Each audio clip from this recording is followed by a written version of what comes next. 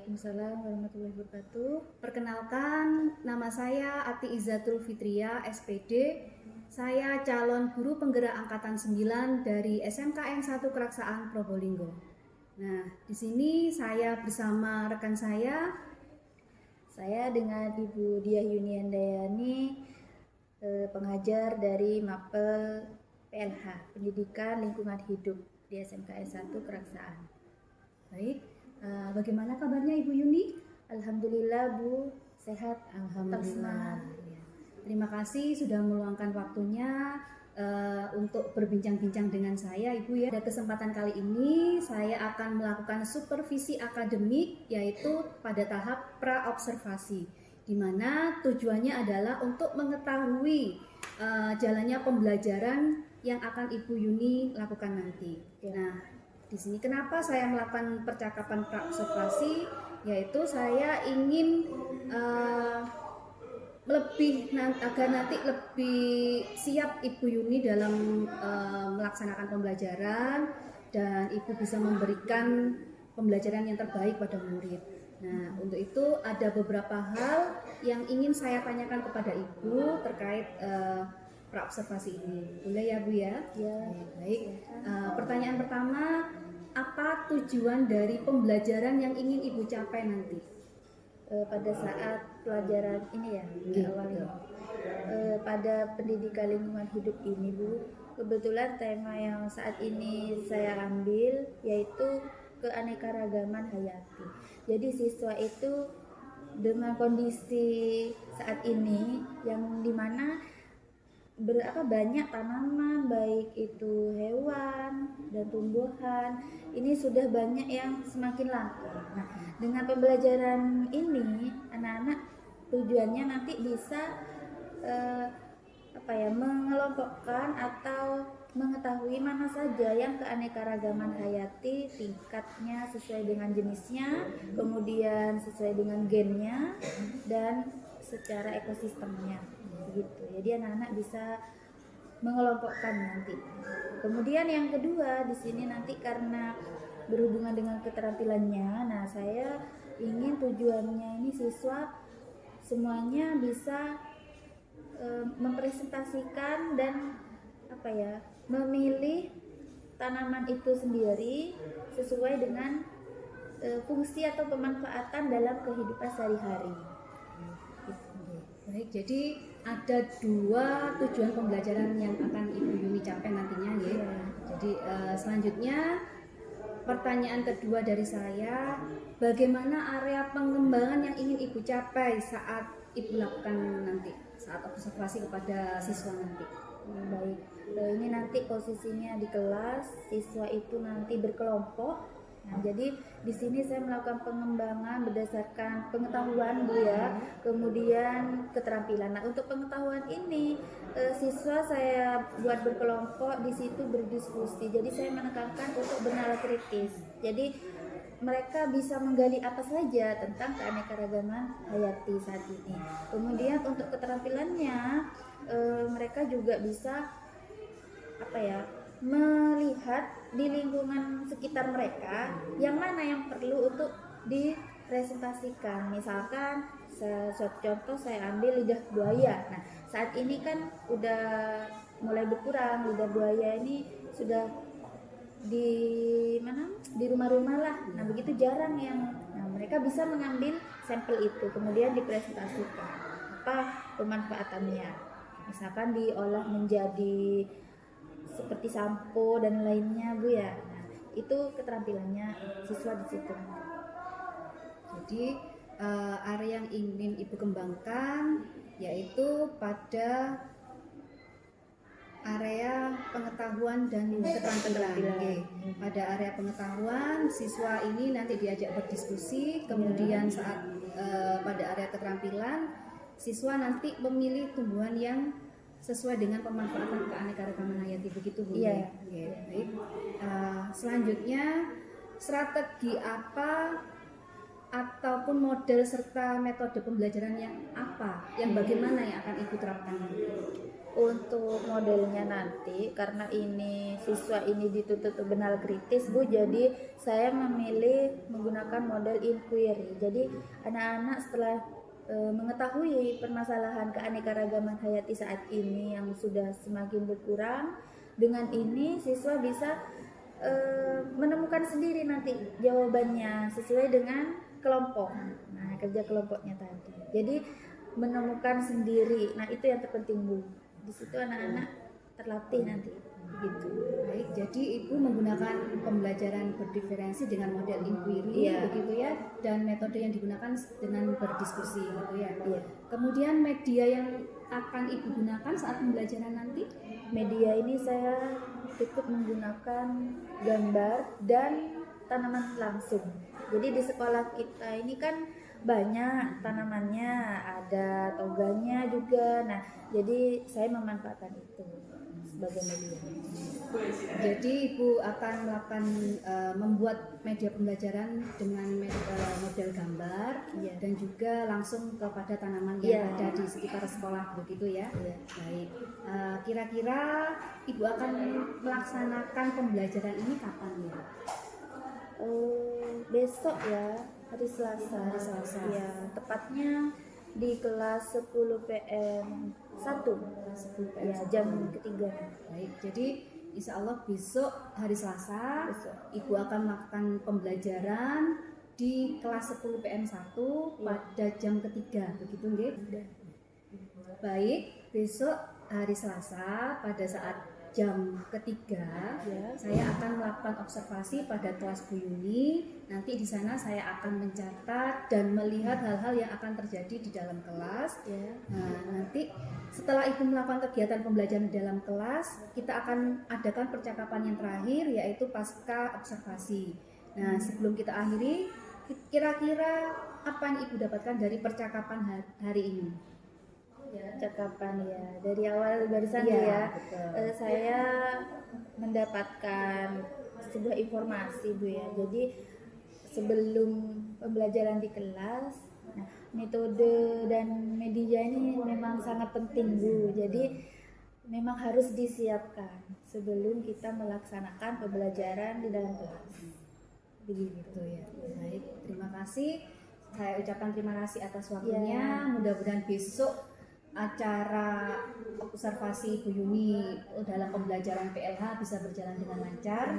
Terima kasih. Kita akan melanjutkan di tahap observasi di kelas. Terima kasih. Assalamualaikum warahmatullahi wabarakatuh. Waalaikumsalam warahmatullahi.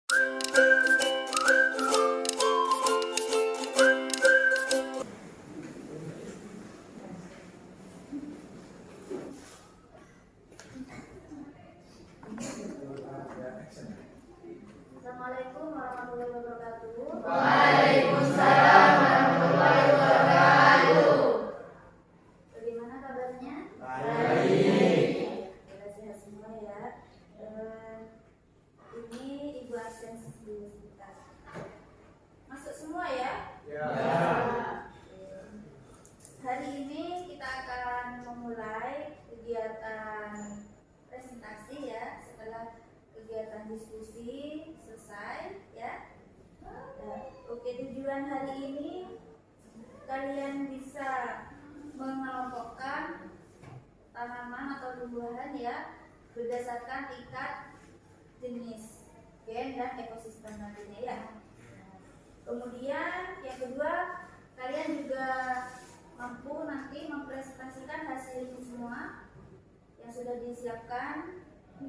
Dari kemarin kalian berdiskusi, nah ini nanti silahkan presentasikan dengan hasil terbaik kalian. Bisa ya? Bisa. Semangat belajar? Masih. Alhamdulillah.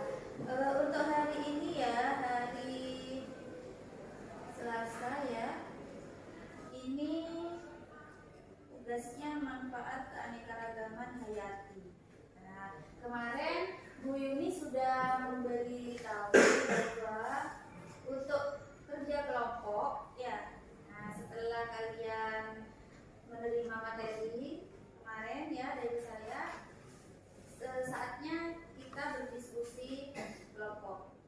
Nah, yang mana di sini nanti kalian harus bisa memilih satu jenis keanekaragaman hayati, baik itu dari tanaman boleh, baik dari hewannya juga. Sudah siap semuanya ya? Siap. Coba saya mau tanya dari masing-masing perwakilan. Untuk kelompok yang ini ya, ini kegiatan diskusinya sudah selesai dirangkum. Sudah ya? Bisa ditunjukkan? Ya, sama ayatnya juga. Ya. Kemudian yang ini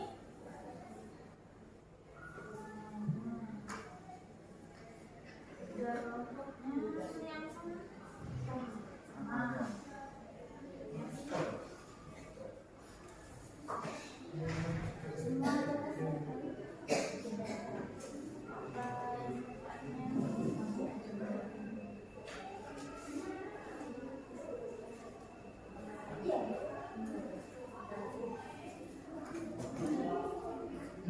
Baik, sebelum presentasi dimulai, Ibu akan mengulang sedikit materi yang kemarin. Jadi di sini manfaat keanekaragaman hayati di sini ada 6 ya. Yang pertama apa kemarin? Sebagai sumber obat bisa ya. Kemudian sumber pangan. Kemudian aspek budaya. Nah, yang berikutnya adalah sebagai sumber kosmetik juga bisa ya. Dan yang terpenting di sini adalah sebagai sumber plasma nutfah ya. Nah, di mana di sini sebagai sumber genetik ya. Oke. Baik, dari kelompok sini dulu ya. Silakan dipresentasikan ya. Yuk. Maju di sini.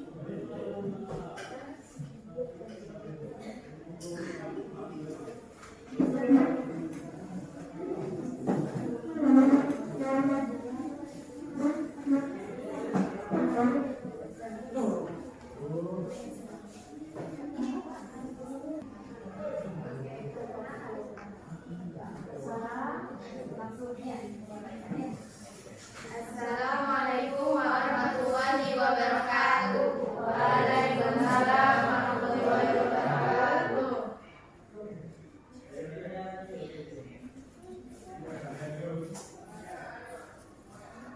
Langsung intinya. Sini dari kelompok kami akan menjelaskan manfaat keanekaragaman hayati yang merupakan sumber obat herbal. Nah, memilih hewan dengan nama ilmiah Anophelia. Anophelia, nama ilmiah. Dari hewan apa? Lebah.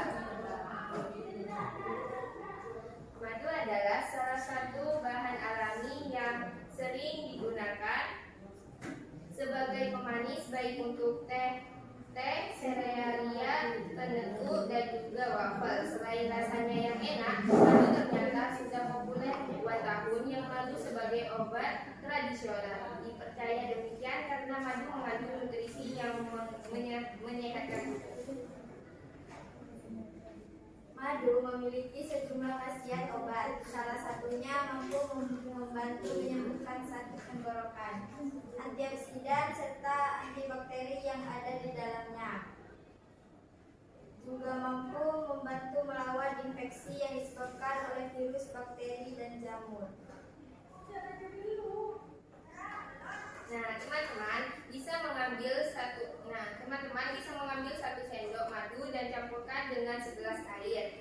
Jika palsu, maka madu akan segera mudah larut dalam air. Sementara madu asli justru akan jatuh ke dasar gelas dalam keadaan utuh. Sudah ada yang menambahkan? Oke, kalau belum ada saya tanya dulu ya. Yang kalian pilih itu lebah, ya. Nah, kemudian pemanfaatannya digunakan untuk produk madu. Apakah di lingkungan sekitar rumah kalian banyak yang mengonsumsi madu? Di lingkungan keluarga kalian banyak ya. Jadi kebutuhan madu juga tambah secara terus menerus juga dibutuhkan ya dalam kehidupan sehari-hari. Nah, berarti yang kalian pilih ini masuk dalam pemanfaatan keanekaragaman sumber apa? Sumber apa? Obat. Baik, lanjut. Yang kedua. Bengkoang dikenal dari umbi putihnya yang bisa dimakan sebagai komponen rujak dan asinan atau dijadikan masker untuk menyebarkan wajah dan memutihkan kulit. Tumbuhan yang berasal dari benua Amerika ini termasuk dalam suku kolong-kolongan atau kabel Mana bukuannya? cair. Nah, tunjukkan.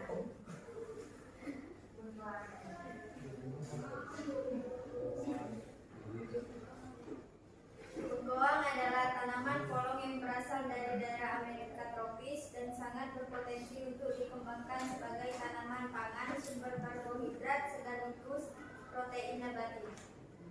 Nah, manfaat bengkoang untuk pencernaan berikutnya adalah mampu membantu pencegahan susah buang air besar atau sembelit. Hal ini dikarenakan bengkoang mengandung serat yang tinggi sehingga dapat mencernakan sistem pencernaan.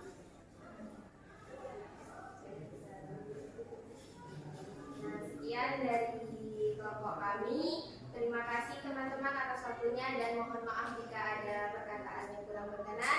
Wassalamualaikum warahmatullahi wabarakatuh. Waalaikumsalam warahmatullahi wabarakatuh. Akan duduk kembali. Kelompoknya Rofi.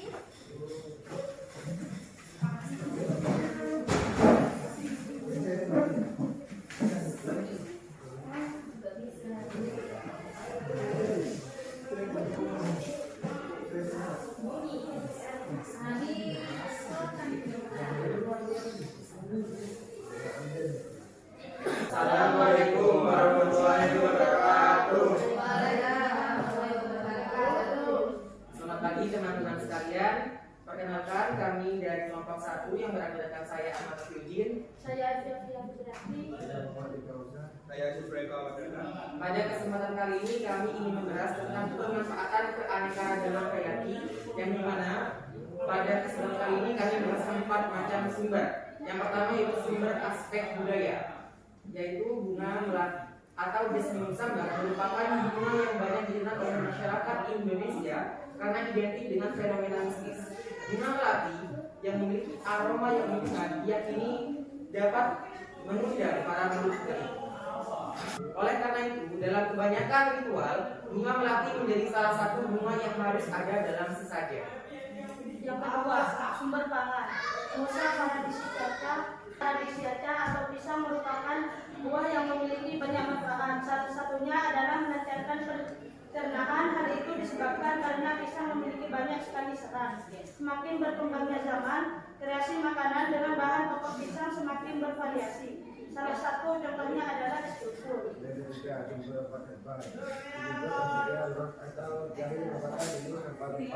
Yang memiliki manfaat dapat untuk menghangatkan tubuh yang biasanya dihidupkan dengan merebus irisan jahe dengan kayu manis selama kisaran waktu 10 sampai 20 menit. Lalu diamkan sejenak dan tambahkan madu dan perasaan jeruk nipis untuk memperkaya rasa. Hidangan tersebut digunakan dengan nama udang jahe. Yang keempat, sumber kosmetik. Oriza sativa L atau padi merupakan bahan makanan pokok masyarakat Indonesia dalam kehidupan sehari-hari. Namun beras juga dapat dijadikan dulur yang bermanfaat untuk mengekat sel-sel kulit mati dan kotoran dari permukaan kulit. Cara membuat dulur beras adalah dengan menghaluskan beras dan mencampurkannya dengan minyak zaitun. Ada yang mau ditambahkan lagi? Tidak ada. Biasanya itu tadi Oriza sativa ya.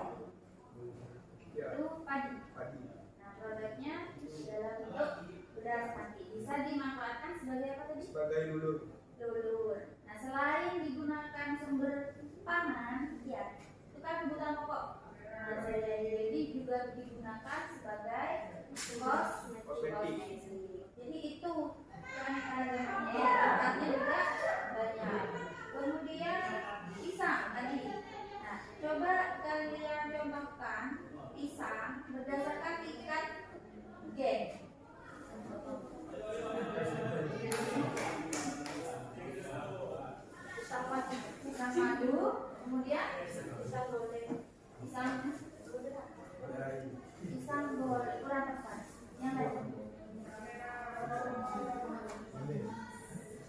Pisang apa lagi?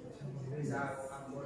Pisang Ambon. Nah, buah satu tapi dia berbagai jenis. Nah, itu juga disebut dengan apa? Aneka ragaman tingkat gitu ya. Kemudian tadi apa? Jasmine ya. Nah, coba buatkan keanekaragaman tingkat jenis. Ada melati, ada mawar, ada Kenanga.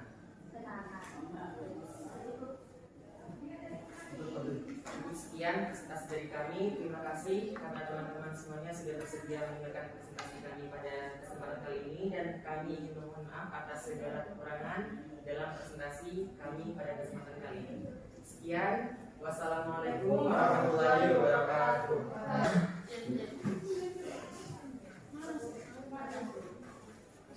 Baiklah, anak semuanya, terima kasih atas partisipasi kelompok yang sudah aktif dan mempresentasikan di depan ya.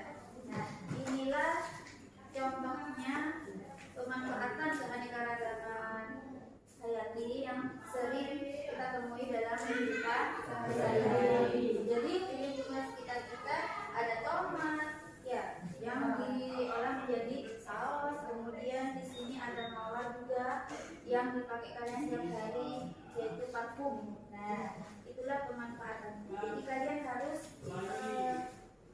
pintar-pintar memilih tanaman atau tumbuhan apa saja yang bisa dimanfaatkan. Agar apa? Plasma dari tanaman itu sendiri tidak hilang begitu saja.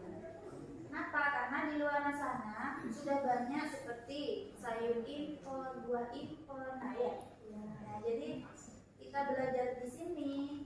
Kembali ke tujuan awal, kalian bisa mengelompokkan ya tanaman berdasarkan tingkat jenis, gen, dan ekosistem. Kemudian yang kedua, kalian juga dapat mampu ya tadi mempresentasikan hasil dari diskusi kalian. Dan pemilihan produknya ini sudah sesuai dengan nama ilmiahnya. Sudah bagus. Terima kasih atas kesempatan hari ini. Saya ucapkan wassalamualaikum warahmatullahi wabarakatuh. Waalaikumsalam warahmatullahi wabarakatuh.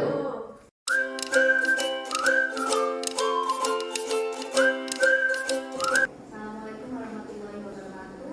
Waalaikumsalam warahmatullahi wabarakatuh. Bertemu kembali dengan saya Ati Isatu Fitria, calon guru penggerak angkatan 9 dari SMKN 1 Peraksaan Kabupaten Probolinggo. Saat ini saya masih bersama Ibu Yuni sebagai guru yang telah diobservasi pada divisi akademik, dan saya juga ditemani oleh Bapak Jamal sebagai pengajar praktik pada pendidikan guru penggerak angkatan 9. Assalamualaikum Bapak Jamal. Waalaikumsalam warahmatullahi wabarakatuh. Bagaimana kabarnya Bapak? Alhamdulillah baik. Alhamdulillah baik. Pada kali ini saya akan melakukan pasca observasi, di mana saya akan memberikan beberapa pertanyaan-pertanyaan pada Ibu terkait dengan jalannya observasi kelas yang sudah Ibu lakukan sebelumnya, dengan tujuan untuk mengevaluasi sejauh mana proses pembelajaran yang telah Ibu lakukan di kelas. Baik. Untuk pertanyaan pertama, bagaimana perasaan Ibu Yuni terkait jalannya kegiatan observasi di kelas yang sudah berlangsung? Untuk pelaksanaan kemarin kelas itu memang tidak terbiasa ini Bu ya, ada observasi. Jadi awal kali itu saya masih merasa terbalas, namun lama ya tidak canggung, sudah lumayan. Jadi perasaan observasi kemarin Berjalan lancar. sudah berjalan lancar, jadi alhamdulillah. Jadi bisa diceritakan kembali Ibu bagaimana area pengembangan apa yang Ibu kembangkan di kelas, kemudian langkah-langkah atau tahapan pembelajaran apa yang sudah Ibu lakukan saat di kelas kemarin. Untuk pengembangan sendiri Bu, karena ini kelas 10 juga tahap awal Bu. Nah, jadi untuk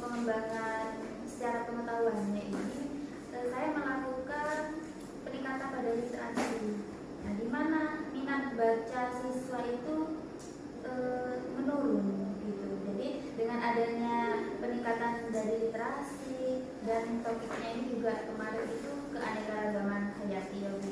Jadi anak-anak punya motivasi, ada pengaruhnya begitu.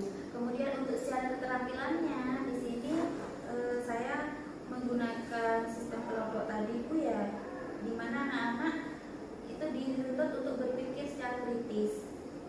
Nah, jadi ada presentasi seperti itu juga cukup melatih keterampilan siswa. Baik, jadi area pengembangan yang kemarin dilakukan yaitu pada aspek pengetahuan dan keterampilan. Ya. Nah, apakah menurut Ibu sudah berhasil dikembangkan di kelas? Masih ada beberapa kekurangan. Gitu. Jadi sebenarnya sudah dilakukan dengan baik, namun masih ada sedikit kekurangan. Ya, ada. Nah, menurut Ibu kekurangan ataupun kendala-kendala yang Ibu hadapi saat memang proses pembelajaran di kelas? Kendalanya kalau secara materi mereka sudah siap, nah, namun ketika pelaksanaan keterampilan ya setiap presentasi, nah anak-anak tuh masih kurang percaya diri gitu. Jadi kekurangannya yaitu anak masih kurang percaya diri dalam melakukan presentasi. Baik, pertanyaan selanjutnya, apa yang Ibu lakukan pada siswa yang berkendala tadi dalam melakukan presentasi? Mereka mengerjakan tugasnya mungkin perlu pendampingan dulu awal pertama. Jadi mungkin ada yang tidak siap secara materinya sehingga mau presentasi, mau maju ke depan itu sulit. Jadi pendampingan yang utama. Kemudian secara berkelompok juga kolaborasi itu perlu. Jadi dilakukan pendampingan dengan siswa-siswa itu ya. Iya. Dan tak lupa minat gaya belajar itu juga ini Bu penting ya kan, dalam satu kelompok tidak sama. Jadi gaya belajar mereka ada yang auditori, kemudian secara visual, kinestetik. Nah itu saya sesuaikan dengan minat belajar mereka. Jadi berikutnya Ibu akan menyesuaikan dengan minat gaya belajar dari peserta didik itu ya. Jadi mudah-mudahan nanti apa yang Ibu rencanakan bisa terrealisasi. Kira-kira kapan Ibu akan melakukan perubahan untuk merealisasikan dari apa yang sudah Ibu rencanakan? Nah ini masih belum ini tentu waktu dan tempatnya, nanti akan saya realisasikan secepatnya. Baik, semoga apa yang Ibu rencanakan bisa terrealisasi dengan baik. Baik, terima kasih Bu atas jawaban-jawabannya. Mudah-mudahan apa yang sudah rencanakan bisa terrealisasi. Tentunya ya. Baik, terima kasih. Sekian wawancara pasca observasi dari kami. Assalamualaikum warahmatullahi wabarakatuh. Waalaikumsalam.